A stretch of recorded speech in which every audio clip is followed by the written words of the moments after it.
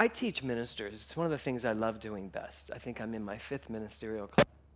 I love teaching ministers. One of the things I tell ministers is never get up on the stage and talk about something you haven't processed. Do not get up on stage and work. Actually, what I do say to them, excuse my English, I say, don't get up and work through your shit. Because people aren't here to hear that or to deal with that. But today I'm going to break my own rule just a little bit. Because last night, one of my dearest, closest friends died. I spoke about him last week when I talked about being in the hospital. And I've been very busy with him all week, with his husband and our closest friends. And so I have not processed this yet. You know, as Kirby was up here talking about look at it as if it's the first time you'll see someone or the last time. And truly, I go through a lot of counseling and dealing with grief and losing people in the world. But since Nora, I have not been in the room saying goodbye to someone for the last time and being with what is left of the soul, which is just the body. And it was a long goodbye because there was a lot to process. And the chaplain came in at one point. Now, I don't look like a chaplain or a minister even, last night. And he came in and he said, I'm here to help facilitate. And Dwayne's husband, Frank, turned to him and said, we're covered. Because Dwayne Poole, who's the gentleman who passed away last night, Dwayne Poole was a founding member of the NoHo Arts Center. And not only that, for many years, remember Suzanne? He was our announcements guy. He's also a screenwriter, a TV writer. He created the character of Scooby-Doo. Yeah, Scrappy-Doo, his son. And he did Hotel. And he's a very prolific, major writer. And is still as funny as can be. He even until Friday, he was as funny as he could. He was still being hysterical. One of the last things he said, the nurses came in to give him a sponge bath, and I said, this was on Friday, I said, do you want me to leave? And he went, why? And I said, yeah, okay. So I stayed, and me and Frank just talked while they were giving him a sponge bath, and the nurses were going under his sheet to do private areas. And Frank and I were just standing there, and Dwayne said, I just want you to know that the disease makes everything look smaller.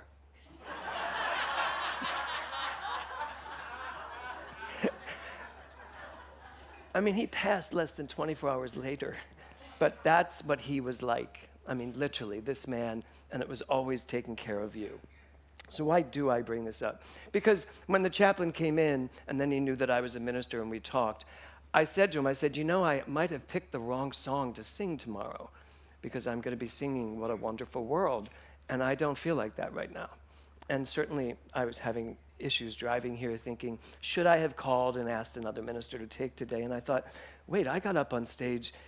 Nora passed on a Friday. I was on stage on Sunday. But I had something to prove that day because of what someone wrote on Facebook. I probably would not have been here if someone hadn't said on Facebook, and I don't think this person meant it in a mean way, but that person wrote on Facebook, you're really going to have to reevaluate your thing that everything unfolds perfectly. And I was like, absolutely not. And so for me today, I didn't have anything to prove. I just had feelings and emotions that I was dealing with. But I feel pretty good right now. And, I was coming here to celebrate my mentor because the title of my talk today is this: The Wonderosity of Dr. David Walker. How many of you know Dr. David?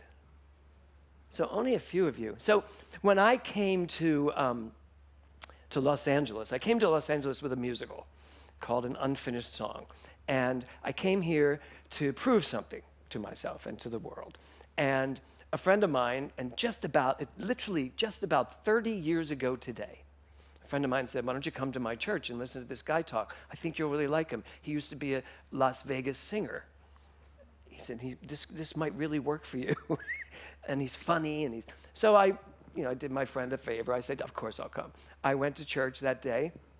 Dr. David Walker spoke, and I never left.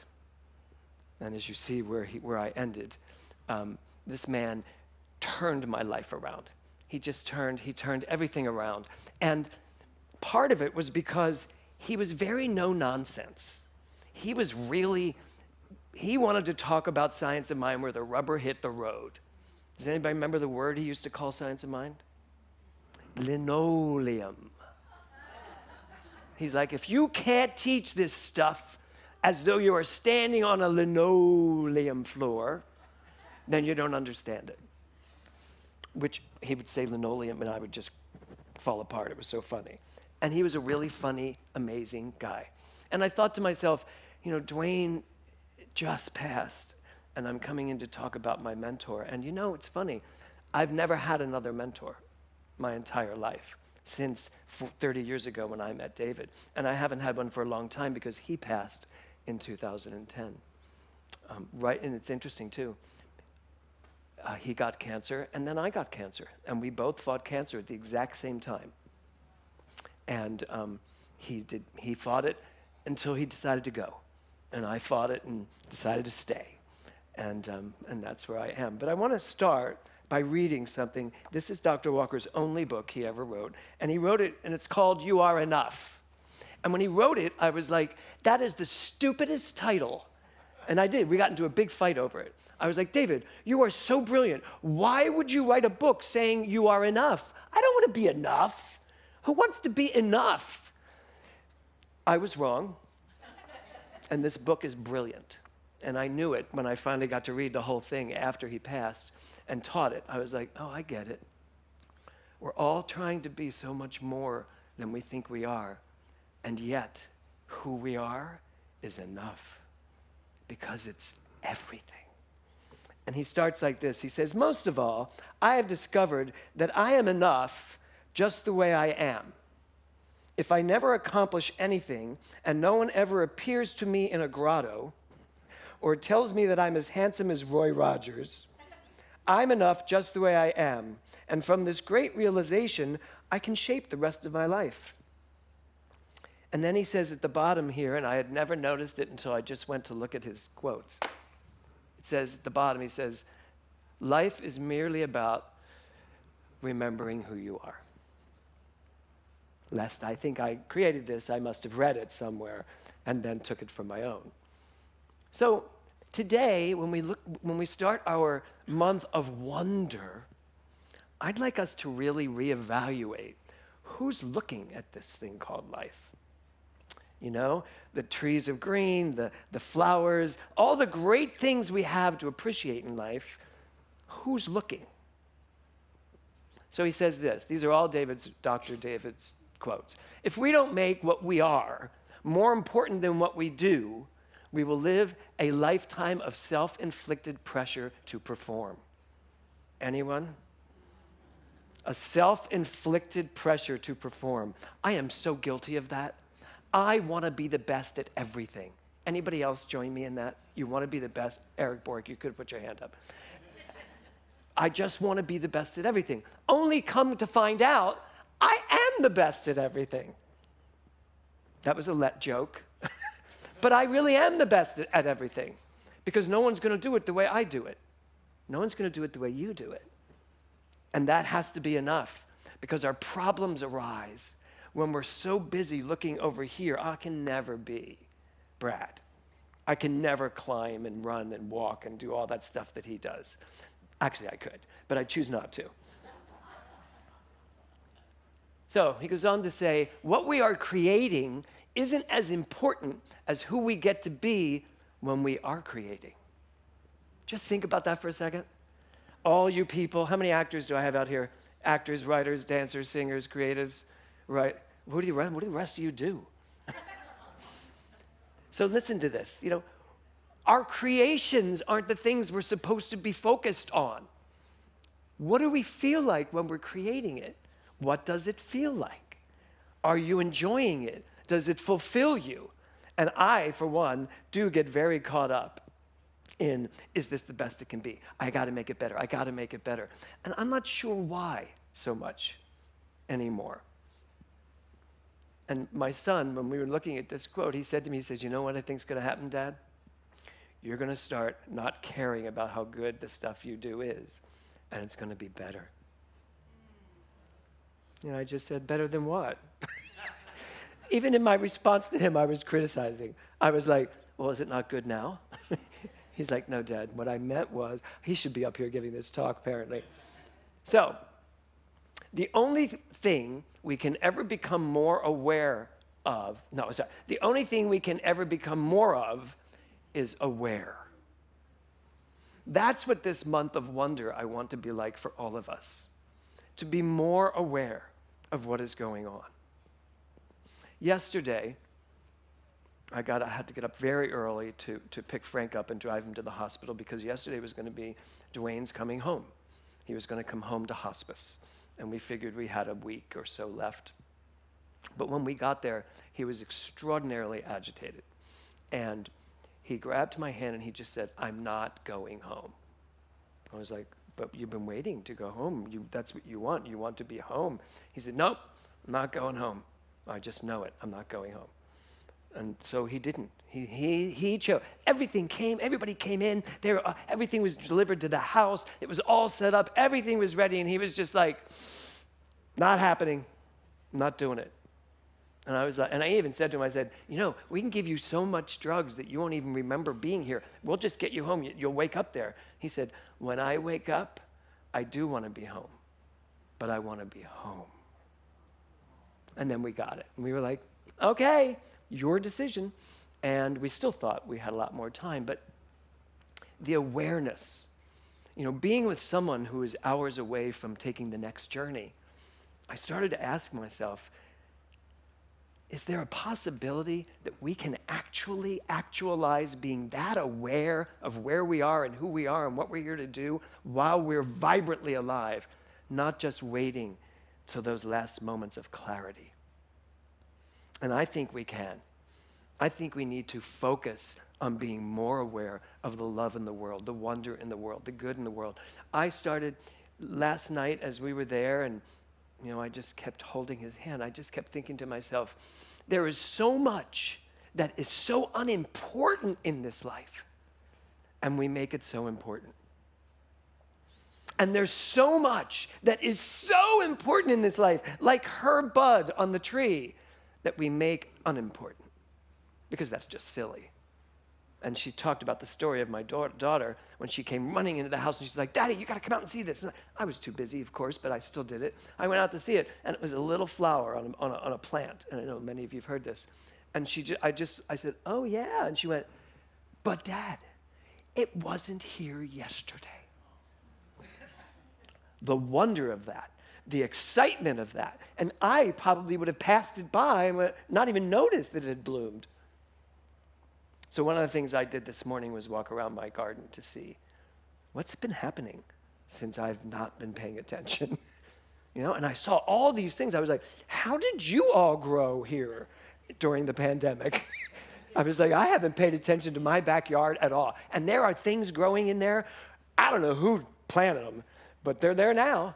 And they're growing, and there's these little red flowers. And I was like, I love red flowers. I wonder who planted this. And that's what I want us to look at this month. The wonder of everything in our lives that make us more expansive, and then get rid of and stop paying so much attention to the stuff that diminishes us. He says, you're not worthwhile because you have fulfilled your dreams. You are worthwhile because you exist. We tend to think of ourselves as less until we do something that seems like more. Dwayne said yesterday morning, he said, oh my God, I can't believe I'm going to die. And the last thing I wrote was a Christmas Hallmark movie. And Frank and I we were both like, but it was a good movie. He was like, no. And then Kevin started telling him, my mother loves your Hallmark movies. He said, tell her how I'm happy for her. I mean, he just was that. And then he went, wait a minute. No. The last thing I wrote was a tribute show to Stephen Sondheim, which was the last thing he wrote. And then he went, okay, I can die.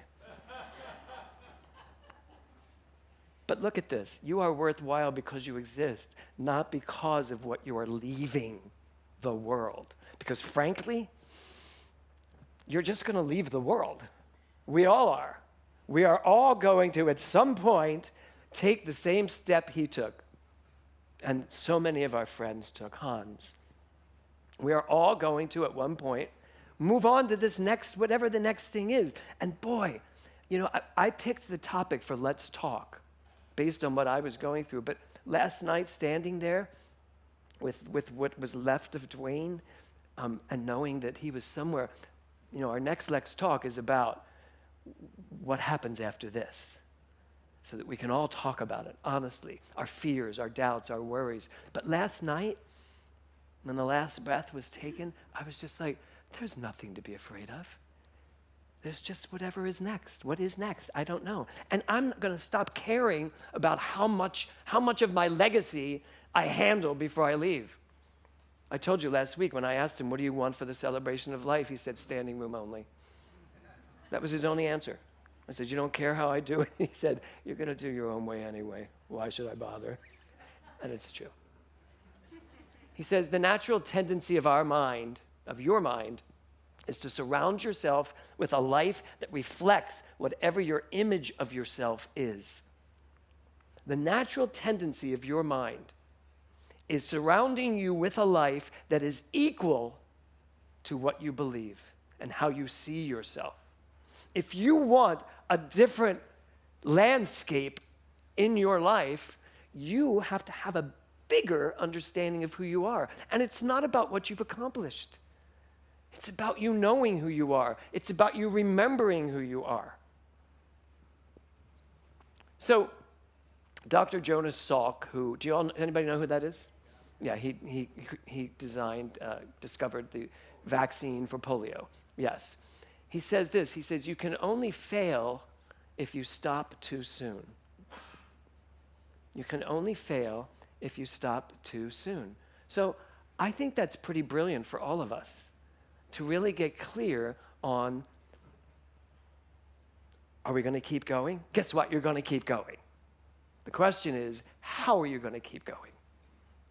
What are you going to do with your mind? Are you going to be willing to really listen to what we're talking about here today? That who you are is perfect. It is enough, because enough is everything. So I have this story about Dr. Walker. I was a singer for him. I would sing on Sundays for him when I did sing. You've all heard the story about when I showed up in a jeans and T-shirt, and he came running over to me and said, we lost our singer. And then he stepped back and he went, and unless someone comes in dressed better, I'd like you to sing. Yeah. He always told me I never knew how to dress as a minister. This would be horrifying to him. He would be like, you are not wearing jeans. I mean, he was really quite clear on what he wanted. But this one story, I was dressed very nicely because I knew I was singing, and it was at the Pantages Theater. And singing at church, I don't know how you two feel, but as an actor, I love singing. I loved singing. I could play a character, but singing at church, and I've heard people say this, is really scary because it's just you. You are not hiding behind a character. You have to get up in front of the whole congregation and sing. Right, Stan? I'm seeing Stan's going. Right? And it's really scary. Playing a character, I can go out there and be whoever that character is and sing. So David always knew, and I was really nervous. I was singing a really hard song that day. I was sitting in the wings, and he came over and he sat next to me and he said, you are handsome. You are strong. You have a gorgeous voice. You're an amazing actor. You have everything you need to succeed at anything you decide. And he's saying this to me, and I was like, thank you. I felt so complimented. I felt so amazing. A few months later, I was the practitioner, and someone was backstage, and I hear him say to this person, you are so handsome. You are so talented. You can succeed at anything you decide. And I was like, so I got him after church, and I went up to him, and I went, David, when you said to me that I was handsome, and he goes, I was speaking the spiritual truth of you. I said, oh, is the relative truth of me that as well? And he looked at me and he went, That's up to you. What a brilliant lesson, right? This is the spiritual truth. I am handsome, and I am successful, and I do have a beautiful voice, and I can do anything I choose to do, except when I don't believe it. Because if I don't believe it, I don't create it. That's the simplicity of this. So you can only fail if you stop too soon. There's no one in this room that's done. Anybody here feel that they're done? No, and if you do, you're wrong, because you're still in this room. You are not done until you decide to be done. But here's the thing, you can decide to be done way sooner than you're done. It's your job not to decide that, to really decide that you can do and be and have anything you want at any age, at any time. He says what's important is what happens from this point forward, not what happened up until now. So for me, when I got here this morning, I really was in a quandary, because as my beautiful ladies and band knows, I couldn't get through singing the songs, because everything in the song, in fact, Mindy had to sing in the silence, because I just couldn't get through it. That was then, this is now. And when I came out here to do service, I reminded myself of this last quote. What's important is what happens from this point forward, not what happened up until now. And I knew I'd be fine. I knew once all of you showed up, I'd be completely fine. And I would understand, and I'd have a better perspective as to what is going on, even in my own emotions. And I get it. So what's it going to take? What's it really going to take for all of us to drop the history, to drop the yeah buts, to drop all the stuff that we let stop us from being the most dynamic, successful, amazing, and more importantly, because ultimately, success and amazement and all of that, all that's great, but the most important part of this all is, are you willing to be happy? And I used the right words there. Are you willing to be happy? Are you willing to make the choice, which Raymond Charles Barker writes about in his book? Decide to be happy, he says. Wonder leads the way to discovery. Wonder leads the way to discovery. Now, the reason why I brought Dr. Walker up for today is because of Joe Jordan. Because when I said what our theme was going to be, she went, oh my God, I have a cassette tape when Dr. Walker in 1994 gave a talk called Wonderosity, which is not a word, but he made it up. Wonderosity. And he gave this talk. But she gave me a cassette. Does anyone have a cassette player anymore? You do? I need to borrow it. So I couldn't listen to his talk on Wonderosity, so I decided to do a tribute to him instead. I will now listen to it because, Anne, you're going to let me borrow your cassette player. I should have known to ask you. Of course you had a cassette player. So my final analysis of all of this is that, I need this. Wonder leads the way to discovery. So here's what I want to ask you for this month, and myself. I want to ask you to put aside what you think you know about everything and be willing to discover new things, to really discover more about yourself, Carol. Right? Wouldn't that be fun? To discover things about yourself that maybe you didn't know and be in wonderment about them. And don't be judgmental. Don't go, oh my God, I'm a little more pithy than I thought. Have wonder about that. See where that can take you. Really be willing to look at your life, the world you're living in, your spouse, your husband, your lover, your friends, your children. Oh my God, parents, try looking at your children differently. It's funny, we had a thing to do yesterday, and Will knew the time limit we were on, and he showed up 15 minutes late, and we were then 10 minutes late and all the way to La Mirada for Kevin's birthday, I was like, I'm thinking, I'd love to tell Will that this is his fault. And let's just see what time we get there. So we got there 10 minutes late, and he was 15 minutes late. By the math, we'd have been there 5 minutes early. And I didn't say it to him. I just didn't say it to him. And then we're pulling up, and then just as we hit the theater, and I'm thinking, oh, we won't be 10 minutes late, we'll just be 5 minutes late. The arm went down, and the longest FedEx train you ever saw. And I just sat there, and I'm still thinking, I just wanted to turn to him and go, this is your fault. Because this train, I'd have been in front of it. But I didn't. And we're walking, we get there, we walk in, we can sit down, we watch it. We're at the intermission, and Will said to me, you know, if I had been on time, we wouldn't have been late. And the pithy side, I wanted to go, really? Wow, good for you to figure that out. But you know what he said to me instead? He said, you and I, we just really don't do well with time, do we? But he's right. I am anybody know that about me? Thank you, Eric.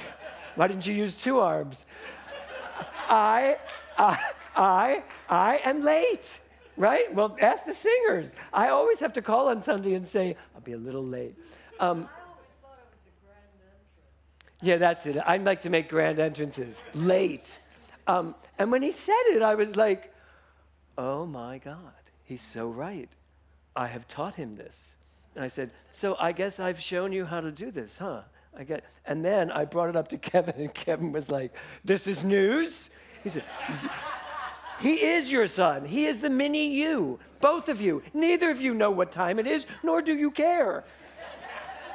I was like, wow, okay. I'm glad I held that in all the way to La Mirada. But you know what? He and I have now decided we're going to call each other on it. And he said, let's just tell each other whenever we're running late, or let's just share this, and maybe we'll create something new about it. So for me, I want to now be really early for everything and see if I like being there early. Because I think part of it is I don't like to be early to places. Anybody? Yeah, but that's a silly thing, so I'm going to try that. So wonder leads the way to discovery. So I give you a whole month now, to find new things about yourself. And what I'd like you to do is share them. Now, if it's something you found out about yourself that your husband or wife is going to use against you, don't share it with them. Tell a friend.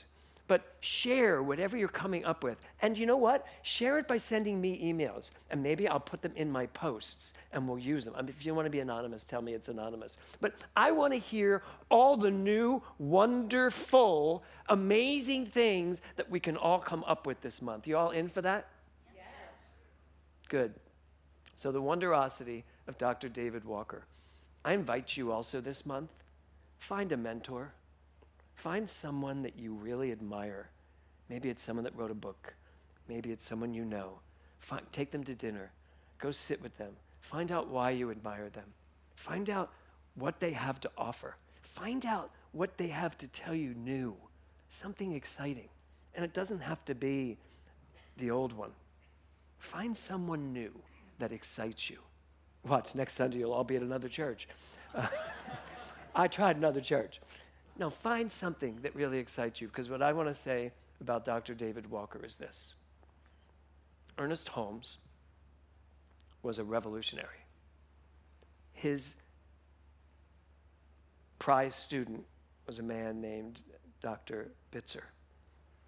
And Dr. Bitzer opened a church in Los Angeles and really took this teaching to another level. His prize student was Dr. David Walker. So really, it's just Ernest Holmes to Bitzer to Walker to me. And I won't say I was his prize student. I'll let you all say that. But I will tell you,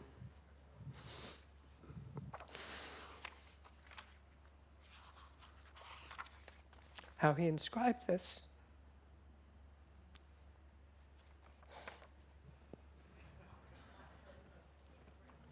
He said, to my best student, now the best teacher of this science. And so it is. No, and I believe that torch has been passed because you have some of the best new teachers of this science at this center.